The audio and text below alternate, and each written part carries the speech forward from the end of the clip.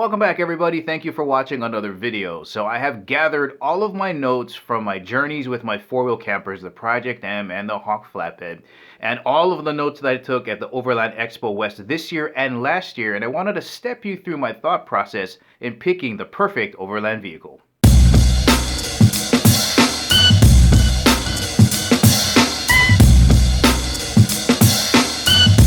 Well, let me rephrase that. This is the perfect vehicle for me. For you, might be different, but I think these are important considerations to think about. And for me, it's all about the T's. Tents, towing, vehicle length between 20 and 22 feet long, and terrain. Let's have a look at tents. Second day Project M, I get smacked with a hailstorm, and I mean the whole shebang. Marble-sized hail, high winds, thunder, lightning, heavy rain. It was crazy. The campsite that I was at, all of the tent campers got drowned out and they ended up back in their SUVs and their cars.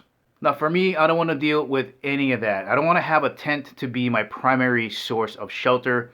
I don't mind maybe carrying a tent and staying in there every now and then, but after seeing that, I don't want to deal with any of that nonsense. And it just really proved to me that you need someplace indoors where you can stand up, cook your meal, stay safe out of the elements and the bugs. So essentially what that does is it gets rid of all of the trailers that I can pull with pop-up tents, all of the rooftop pop-up tents, those are gone.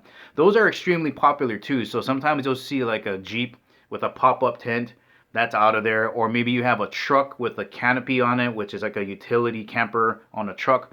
Those oftentimes have pop-up tents. All of that is a no-go. The next 2 points are connected together, and that's towing and keeping the vehicle between 20 and 22 feet. And I'm picking that distance because if you look on some national parks, that's the limitation to the length because some of the turns are a little bit tight and you don't want to get too long when going into a national park, because when I went to Death Valley, somebody tried to drive a Class A into one of those tight turns and they just caused a massive traffic jam. So towing and keeping it between 20 and 22 feet is important. Now, I don't want to tow anything for a number of different reasons. Now, when I went into the Grand Tetons in Yellowstone, I was considering it because the RV parks and the places that you can go are very wide open. However, if you're going to get into a place like Yosemite or Sequoia, the RV parks are really, really tight. And on that trip, I saw a lot of people struggling. Number one, to get it in an angle where they can get in, and then getting out was also a challenge. So I don't want to get into that situation where I'm wrecking my trailer and have to worry about where it is when I'm driving. You also have to worry about registration on one of those. And you also got to worry about that getting stuck. Like maybe your truck is going to make it through, but that gets stuck. Maybe that blows a tire. It's just a lot of hassle. I don't have to worry about, dropping it someplace and leaving it if everything is just in a vehicle. So for me, the trailers are out because of all of those reasons. Now, don't get me wrong. They're spacious and they're beautiful, and a lot of them are built really well. But for me, the inconvenience of figuring out how to drive that thing in tight areas is not worth it. Now, what those two T's do is that they take away a lot of options for me, right? No Class A's, no Class B's, maybe some of the Class C's, but most likely not. And then all of the RV camping trailers, even the smaller teardrop trailers, especially for those because some of those have pop-up tents, don't want to have anything to do with towing any one of those.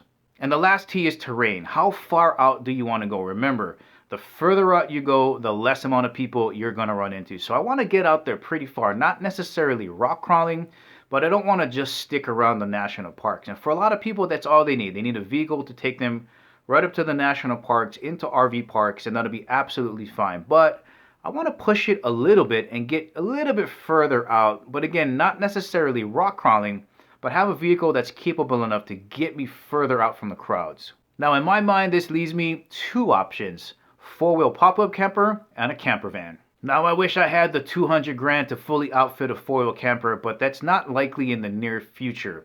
But it's capable. It is so capable. You keep your off-road capability, you have somewhere safe to stay, keeps you out of the elements, and you don't have to tow everything. Everything is perfectly positioned in that pop-up camper. And the beautiful thing about that is that when you're stationary and you pop up the camper, you're tall, but when you don't lead it, you're low. So your center of gravity stays relatively low as compared to the camper van. However, the camper van does allow you the ability just to go. All right, you go out there, test out the terrain. If you need to lift it, you can, which I think would be a little bit of a disadvantage for the camper van because you can't lift it too high. but you can get a decent lift on it. But the advantage again is you can just go, right? Let's say you just have your camper van, you can just throw things in the back and go. You're safe. The back of the camper van is your home, and you don't have to worry about outfitting it with anything. So the camper van is the cheaper option. It might limit you to the places that you can go, but if you want to go in a hurry, the camper van is the way to go. Now, just like anything else, both of these options have options, right? You can get the Project M from 4-Wheel Camper for less than the flatbed model. So those can run anywhere between, I'd say, $100,000 and $200,000, depending on what you decide to put on it. Now, a camper van, you can choose to buy one from a company fully loaded, and that can cost you about the same amount, anywhere from $150,000 to $180,000 up to $200,000. Or you can purchase a nice used empty one and then just build it as you go along. Well, alright guys, that's my current process, and I think having either one of those would be a good choice. Let's see if it changes.